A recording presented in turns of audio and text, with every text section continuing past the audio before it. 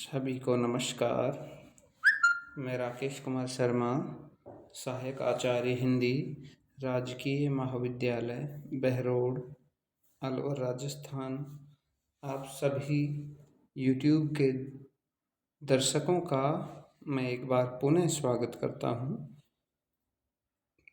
आज हम BA प्रथम वर्ष हेतु प्रथम प्रश्न पत्र में निर्धारित पाठ्यक्रम के अनुसार मत्स्य विश्वविद्यालय की परीक्षा संबंधी तैयारी हेतु आदिकाल एवं भक्ति काल विषय पर व्याख्या भाग लेकर आए हैं।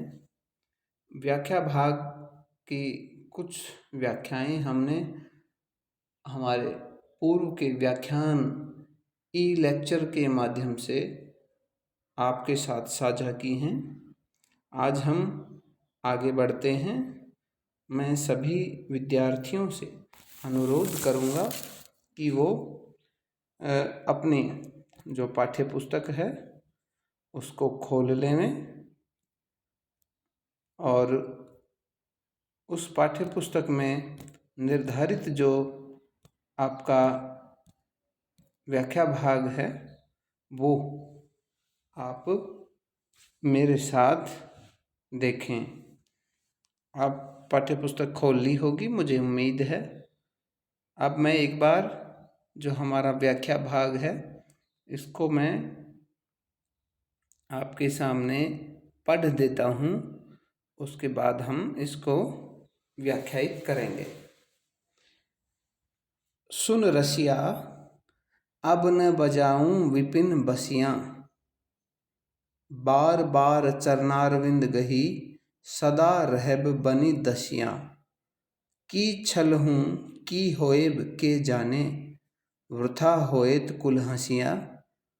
अनुभव ऐसन मदन भुजंगम, हृदय मोर गेल डसियां। नंद नंदन तू शरण त्यागब, बलु जग होए दुर्जसियां। विद्यापति कह सुनि बनितामणि, तोर मुख जीतल ससिया। देखिए, ये जो पंक्तियां हैं ये भी विद्यापति जी की जो पदावली है उसी से उद्धृत हैं। विद्यापति जी मूलतः श्रृंगार के कवि हैं, साथ ही भक्ति पर भी इन्होंने रचनाएं रची हैं। तो इन्हें सौंदर्य, श्रृंगार और यौवन का कवि भी कहा जाता है। ये जो पंक्तियां हैं इनको व्याख्यायित करने से पहले हम देख लेते हैं कि आखिर ये पंक्तियां किस प्रसंग में कही गई हैं। तो मैं आप विद्यार्थियों को बता दूं कि राधिका जी हैं वो कभी कृष्ण को परेशान करती हैं, तंग करती हैं, कभी कृष्ण के साथ रास लीला रचाती हैं और कभी उनसे रूठ जाती हैं, फिर उन्हें मनाती हैं। इस तरह की जो उनकी अटखेलियाँ हैं वो चलती रहती हैं। आप नायक नायिका के संदर्भ में भी इसे व्याख्यायित कर सकते हैं। भगवान कृष्ण और राधिका जी के संदर्भ में भी आप इसे व्याख्यायित कर सकते हैं।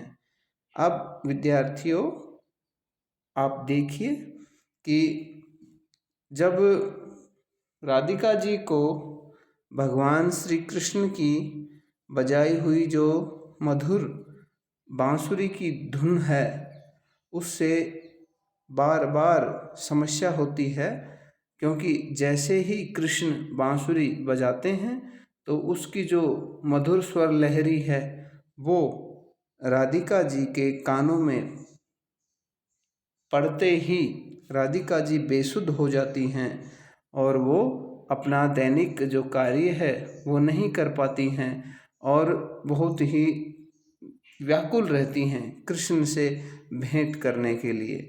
इसलिए राधिका जी कृष्ण से बांसुरी के जो स्वर हैं उनको नहीं निकालने की बात यहाँ कह रही हैं। भगवान कृष्ण से वो विनय करती हैं, अनुनय विनय करती हैं और कहती हैं, देखिए, सुन रसिया अब न बजाऊं विपिन बसियां। सुन रसिया, रसिया यहाँ रसिया, छलिया, ये सब कृष्ण भगवान के लिए प्रयोग में लाए गए हैं। सुन रसिया, हे रसिया कृष्ण, अब न बजाऊं, कि मैं अब आपसे करबद्ध प्रार्थना करती हूँ कि अब न बजाऊं, कि अब आप मत बजाइए विपिन बसियां, विपिन वन में बसियां, वो आपकी बांसुरी की जो मधुर सुर ध्वनि है उसे आप कृपया करके ना बजाएं, क्योंकि उस धुन से मैं बिल्कुल बेसुध हो जाती हूँ, बावली हो जाती हूँ और मेरा खुद पर नियंत्रण नहीं रहता है। इसलिए वो बार बार कृष्ण से ऐसा न करने के लिए कह रही हैं। तो यदि ऐसा आप नहीं करोगे तो मैं क्या करूँगी? राधिका जी आगे देखिए क्या कहती हैं। राधिका जी कहती हैं, बार बार चरणारविंद गही, बार बार यानी एक बार नहीं अनेक बार, क्या? चरणारविंद, चरण, चरण रूपी जो आपके कमल हैं उनको मैं गही पकड़ती हूँ, यानी मैं आपके पैर पड़ती हूँ। कहने का अर्थ ये है कि मैं आपके पैर पड़ती हूँ कि आप कृपा करके जो वंशी की जो मधुर ध्वनि है वो ना निकालें। सदा रहब बनी दसिया, और सदा सदा के लिए रहब रहूँगी, बनी बनकर दसियाँ, मैं आपकी सदा सदा के लिए दासी बनकर रहूँगी। लेकिन मैं आपसे विनती करती हूँ कि आप बांसुरी की धुन न निकालें। आगे देखिए, की छल हूँ की होएब, की छल हूँ, मैं तो छली गई हूँ, इस प्रेम के वशीभूत होकर मेरे साथ छल हुआ है। अर्थात छल ये हुआ है कि मैं पहले तो बहुत अच्छे से रहती थी, और की होएब कि अब के जाने, कि होएब क्या होगा, के जाने अब कोई नहीं जानता कि अब आगे मेरे साथ क्या क्या होगा। की छल हूँ, मैं तो पूरी तरह से छली गई हूँ, क्योंकि मैं पहले तो क्या थी और अब क्या हो गई हूँ।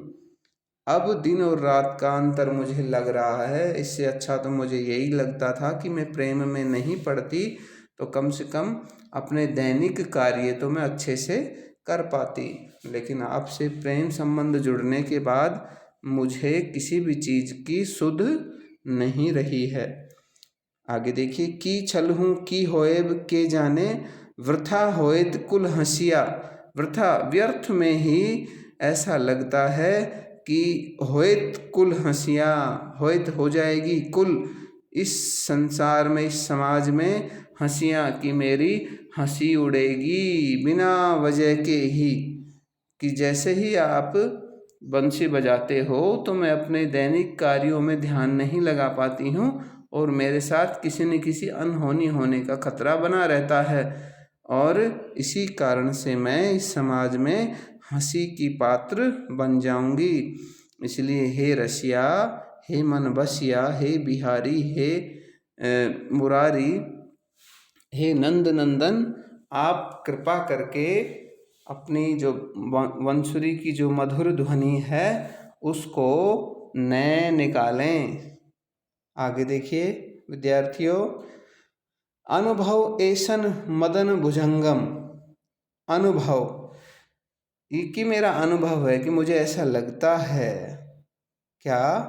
मदन भुजंगम हृदय मोर गेल डसियाँ, कि जो मदन है जिसे कहते हैं हम कामदेव, कामदेव भुजंगम जो सर्प है, कामदेव रूपी जो सांप है, सर्प है, हृदय मोर गेल डसिया, उसने मेरे हृदय को जैसे, हृदय मोर मेरा गेल, जैसे मेरे पीछे लग के मेरे रास्ते में आकर डसिया, उसने मुझे डस लिया हो। अर्थात मुझे इस प्रेम की जो व्याकुलता है, प्रेम में जो मैं इतना विह्वल हो रही हूँ, इससे मुझे ऐसा लग रहा है कि ये जो प्रेम का जो मुझ में उन्माद फैला है, ये इसी कारण से फैला है क्योंकि जो कामदेव रूपी जो सर्प है उसने मेरे हृदय को जैसे डस लिया हो, और उस डसने के कारण मैं आपके प्रेम में और भी ज़्यादा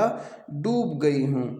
और जैसे ही आपकी धुन सुनती हूँ बंसुरी की तो मैं बेसुध हो जाती हूँ। नंद नंदन तू शरण न त्यागब। आगे राधिका जी कहती हैं कि हे नंद के नंदन, हे भगवान कृष्ण, तुम्हारी शरण न त्यागब, मैं तुम्हारी शरण कभी नहीं छोड़ सकती, यानी मैं आपकी चरणों की दासी बनी रहूंगी सदा सदा के लिए। शरण न त्यागब, मैं कभी नहीं त्यागूंगी, आपका जो सानिध्य है वो मैं लेती रहूंगी।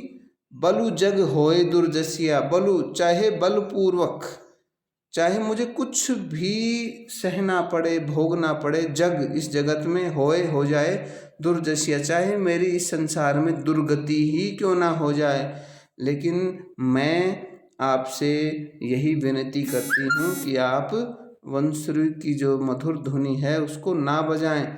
चाहे मैं इस संसार में सब कुछ त्याग कर, हे नंद नंदन, तुम्हारी शरण कभी नहीं त्याग सकती, सब चीज़ों को त्याग सकती हूँ लेकिन आपका साथ मैं कभी भी नहीं छोड़ सकती। इसलिए हे नंद नंदन, आप इस तरह से बंसुरी बजाना बंद करिए।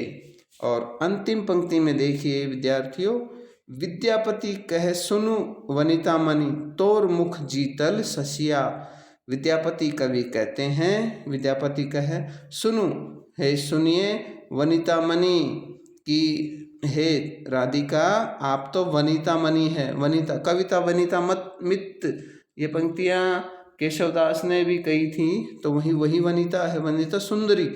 आप तो वनिता मणि यानी वो सुंदरी हो जो मणियों की मणि है, अति सुंदरी हो, इसलिए आप तोर मुख, तोर तुम्हारे मुख ने जीतल जीत लिया है ससिया, ससिया यानी शशि यानी चंद्रमा, अर्थात आप तो इतनी अधिक बुद्धिमान, इतनी अधिक सुंदर, इतनी अधिक समझदार हैं कि आपने तो ऐसा लगता है जैसे चंद्रमा को भी जीत लिया हो, अर्थात आपकी सुंदरता है वो तो जग जाहिर है।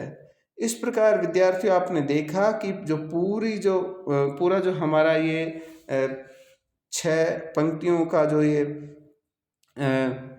पद्यावतरण है, इसमें आपने देखा होगा कि पूरे में यहाँ राधिका जी कृष्ण से यही विनय करती हैं कि वो अपनी बांसुरी को नियंत्रण में रखें, वरना जैसे ही आपकी बांसुरी से आपके मीठे उसके स्वर निकलते हैं तो उन स्वरों के वशीभूत होकर मैं बेसुध हो जाती हूँ और आपके इस वंशी की धुन को सुनने के लिए मैं बेसुध होकर आपके पास दौड़ी चली आती हूँ। मैं अपने दैनिक दिनचर्या के कार्य भी नहीं कर पाती हूँ। ये मेरी समस्या है और इस समस्या को आपको समझना ही होगा, वरना इस तरह से रोज़ रोज़ होगा तो व्यर्थ में ही इस समाज में, इस संसार में मेरे कुल की हंसी होगी या इस कुल में मुझे हंसी का पात्र बनना पड़ेगा। तो क्या आप चाहते हैं कि आपकी प्रेयसी, आपकी प्रियतमा इस तरह समाज में सभी के सामने हंसी की पात्र बने? आप ये कदापि नहीं चाहेंगे। तो इस प्रकार से आप सभी विद्यार्थी इस पद्यावतरण को आप व्याख्यायित कर सकते हैं। इसके बाद जो विशेष के रूप में आपको कुछ बिंदु आपको डालने होंगे, 1 2 3 4 5 जितने भी आपने इसमें देखे हैं वो बिंदु आप इसमें डालते चलिए। वो बिंदु में जब अंतिम व्याख्या हम करवाएंगे उसमें करवा देंगे इस तरह की, क्योंकि जो लगभग हर व्याख्या में जो एक तरह से उसी जैसे जो विशेष हैं वो हम आपको बता देंगे। जिसे अंग्रेजी में कॉमन कहते हैं, कि जो सभी में कॉमन हो, इस तरह के जो आप परीक्षा में जाने से पहले अच्छे से देख सकें, याद रख सकें, और एक एक जो इनकी पंक्तियां हैं उनको आप अच्छे से व्याख्यायित कर सकें। तो उम्मीद करता हूँ कि आपको ये पद्यावतरण अच्छे से समझ आया होगा। ध्यानपूर्वक सुनने के लिए बहुत बहुत शुक्रिया। आगे हम ऐसे ही अपने वीडियो आप तक पहुंचाते रहेंगे। चैनल को सब्सक्राइब करें, लाइक करें और शेयर करें। तब तक के लिए जय हिंद, जय भारत।